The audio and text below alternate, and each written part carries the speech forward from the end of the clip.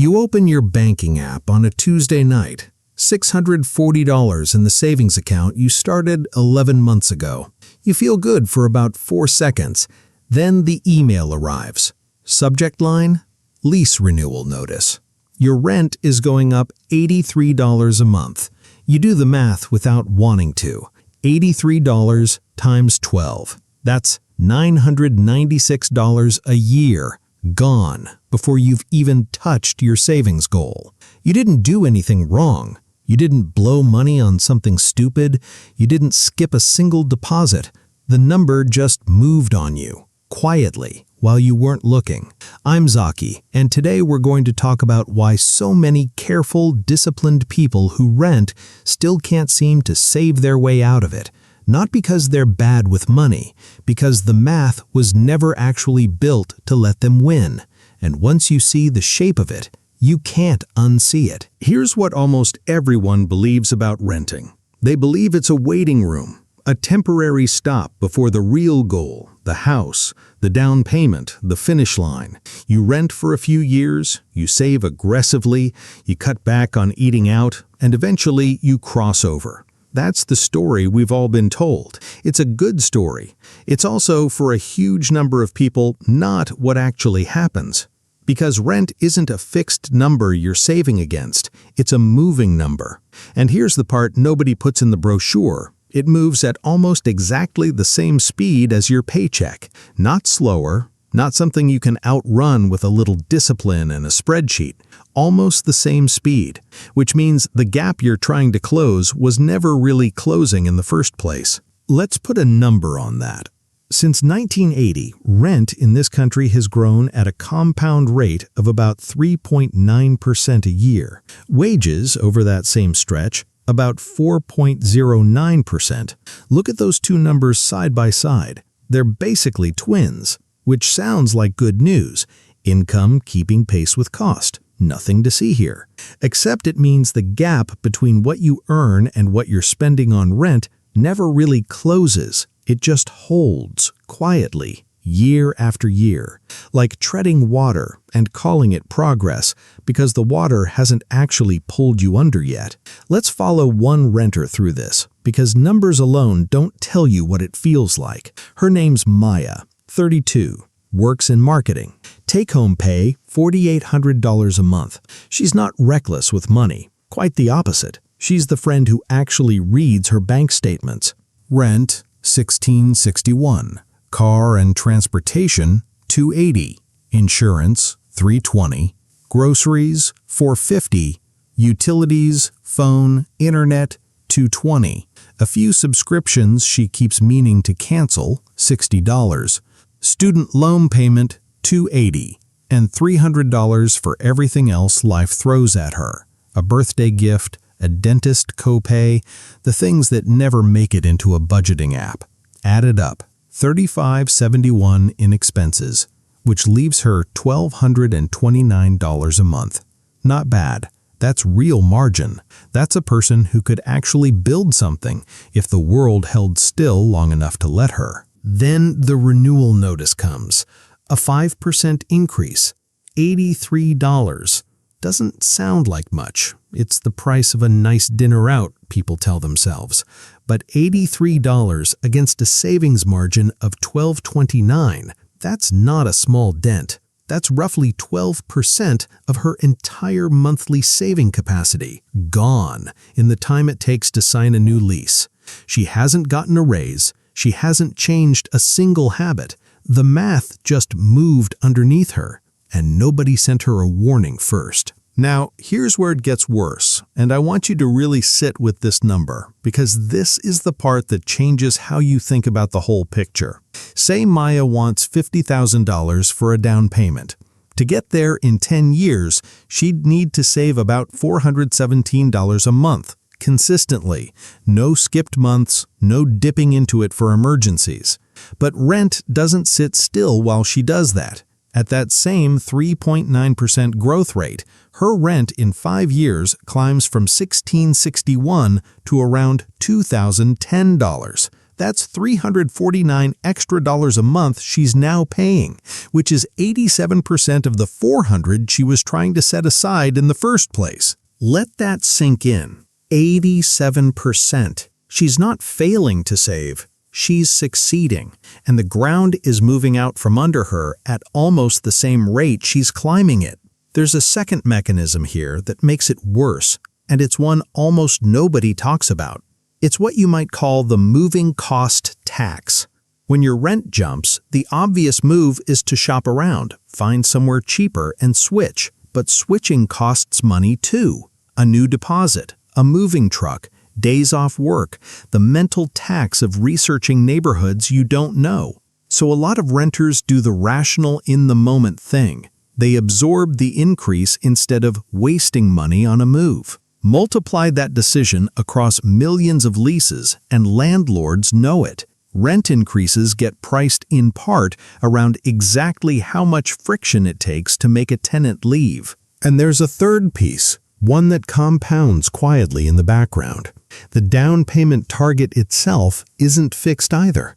It's usually calculated as a percentage of the home price, 10, 15, 20%. So while Maya is racing to save $417 a month, the actual home she's saving toward is also getting more expensive. She's not chasing one moving number, she's chasing two at the same time, without ever being told that's what she signed up for. Layer on top of that a simple fact from the Census Bureau. 22.4 million renter households in this country, nearly half of all renters, already spend more than 30% of their income on rent and utilities. That's not a fringe group of unlucky people. That's structurally almost half the renting population living close enough to the edge that just save more was never a realistic instruction to begin with. Let's zoom out even further, because this isn't a new problem. It's just gotten sharper with time. In 1980, the median rent in America was $243 a month. Today, it's around $1,661. That's an increase of roughly 583%. Median household income over that same stretch? It grew too, about 398%. Rent outpaced income by almost 200 points. In 1980, rent ate up about 17% of the median household's income. Today, it's closer to 24%. 7 points.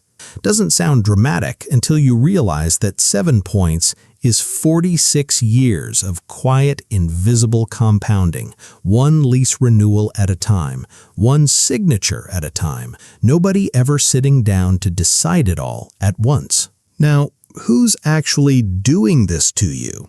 And here's the thing, nobody is. Not really. Your landlord isn't targeting you specifically. Property taxes went up. Insurance premiums, especially the last few years, have climbed faster than almost anything else in a property owner's budget. Maintenance costs more. The landlord raises the rent because their own costs rose, and staying profitable isn't a moral failing, it's just the job. The property management company optimizes for occupancy and yield because that's what they're paid to do, and nobody there is thinking about Maya's down payment when they run the numbers. Nobody in this chain wakes up thinking about how to keep any specific person from buying a house. But layer all of these individually reasonable decisions on top of each other across millions of units over decades, and what emerges isn't a conspiracy, it's a structure, a system nobody designed on purpose that behaves for the person trying to save inside it exactly like a trap would. And there's a feedback loop underneath all of this that makes it self-reinforcing. When buying a home gets harder, higher prices, higher rates, more people stay renting longer than they plan to. More renters chasing the same units means landlords have less reason to compete on price. Rents stay firm or climb, which makes saving even harder, which pushes more people back into renting instead of buying. Around and around, a loop with no villain at the center of it, just momentum. Here's where Maya's story takes a turn worth mentioning. About 8 months into watching this pattern, she almost gave up entirely. Not dramatically, just quietly. She stopped opening the savings app for a while. Told herself maybe home ownership just wasn't going to be her thing, and that was fine. People rent forever. It's normal now. That's usually where this story ends for a lot of people. Not with a crisis, with a slow, resigned shrug. But she did one thing differently before fully letting go of it. She stopped comparing her situation to the national average she kept seeing online and actually looked up her specific city's rent growth over the past year. Turned out, her particular neighborhood had grown slower than the national number, closer to 2%, not 4%. Small difference, but over 10 years, that difference alone changed her actual required income by several $1,000s. It didn't fix everything. It didn't make the trap disappear, but it moved her from a number that felt impossible to one that felt, for the first time, like a target she could actually see the edge of. That's really the useful move here, more than any single tip about budgeting. Stop measuring your progress against a national average built from every market at once. Look at your specific rent growth in your specific city and compare it honestly to your specific savings rate. That one number tells you more about whether you're winning or losing than any 5-year plan drawn up in the abstract. Now, before you close this tab feeling like the whole thing is rigged everywhere, all the time, I want to be honest with you, because it isn't. Some markets have actually broken this loop entirely. Austin is the clearest example.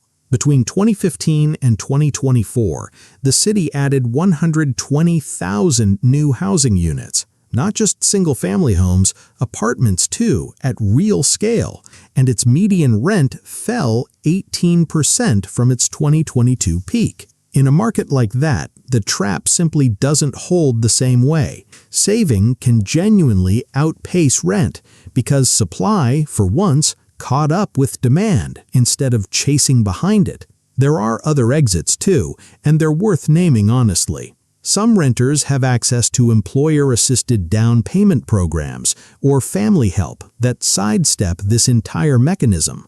Others deliberately take on roommates or downsize to a smaller unit and manage to outsave their local rent growth even in expensive cities, not because they found a secret trick, but because they changed which number they were racing against. The real lesson isn't that renting is a losing game everywhere, forever, for everyone. It's that whether you're caught in this particular trap depends heavily on your city, your household, and your specific numbers, not on how hard you're trying, and definitely not on how responsible you are with money. So here's the actual practical shift, the one thing worth doing this week. Pull up your city's rent growth rate over the last 12 months. Most listing sites publish this now. Compare it, honestly, next to what you've actually managed to save over that same period. If your rent growth is eating most of your savings, the way it was for Maya, that's not a reason to blame yourself. It's a signal to change which target you're aiming at. Maybe a different neighborhood, maybe a smaller unit for a while, maybe redirecting the money somewhere else entirely. Because here's the other thing worth sitting with. That $417 a month Maya needs just to keep pace with rent and a down payment target. If she put that same amount into an index fund instead, growing at a historical average of 8% for 20 years, it becomes roughly $245,000. The gap between chasing rent and redirecting that money isn't the size of a down payment. It's $250,000, depending entirely on which direction that money ends up pointing. Maybe the goal was never really beat the rent.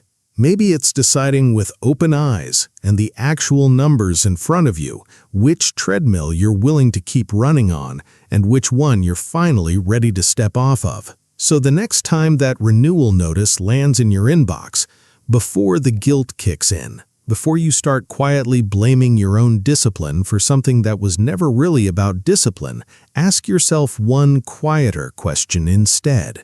Is this actually a savings problem, Or is it a moving target nobody ever told you was moving?